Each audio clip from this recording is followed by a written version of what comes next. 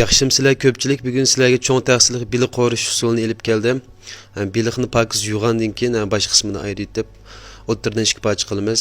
Mana rasmda ko'rsatilgandek parchalasak bo'ldi, bek cho'ng qavatmay. Biliqni parchalab bo'lgandan keyin qaytadan bir necha qitim pokiz yuyamiz. Yuvib bo'lgandan keyin biliq cho'kkidek suv elib, bir qoshiq tuz, azroq zanjavil so'ng piyoz selib 15 minut suvga chilab qo'yamiz. Vaqt to'shgandan keyin biliqni suzib olamiz, zanjavildan so'ng piyozni avaytamiz. Pak saqitqandan keyin biliqni ta'mlantirib olamiz. Bir qoshiq tuz, yarim qoshiq vijing, yarim qo'shdan cho'ngroq aqmush, azroq shingchu, bir tal tuxum, mushlarni berib tekshir aralashtiramiz. Keyinda biliqning chopishib qolmaslik uchun diafin beramiz. Diafindan berib tekshir aralashtirib olamiz. Qozonni pokiz yuvgandan keyin qozonga may qo'yib, may qizgandan keyin bir tal biliqni sinaq qilib selib, may qizgan bo'lsa, keyin biliqlarni selib, normal o'tda biliqni pishirib olamiz.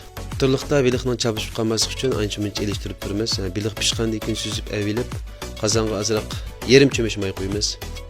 May qizgandan keyin samsaq, zanjavil, so'ng piyozlarni selib, birdan qo'rgandan keyin yarim qoshiq do'banjan, bir qoshiq oyilda ishlatilgan lozjan, yarim qoshiq lavga selib, bularni bir qadar qo'rgandan keyin müşta çömüşte lag bir çömüş su qo'yamiz. Ayının çömüş kichik bo'lib qolsa, bir yarim çömüş atrofida suv qo'ysanlar bo'ldi. Tetqulardan bir qoshiq tuz, yarim qoshiq tamjavri, yarim qoshiq tux tamjavri, azroq aqmush, azroq kavochin talqini beramiz. Tuz ta'min tetigandan keyin biliqni selib, o'ttirliqda azroq shingcho beramiz. Qo'shimcha materiallardan ko'k qizil loza, mor, yubasaylarni solamiz. Bularni selib 1 minut asti o't qaynatib o'tgandan keyin taqsiga kelib iste'mol qilsak bo'ldi. Uyg'unib olgan bo'lsangiz, haqsiz bir tal yurakni berib qo'ying. Yaxshi inkaslarni yozib qo'ying. Ham saqlab olishni unutib qolmang. Qo'shimg'anlar qo'shib eling.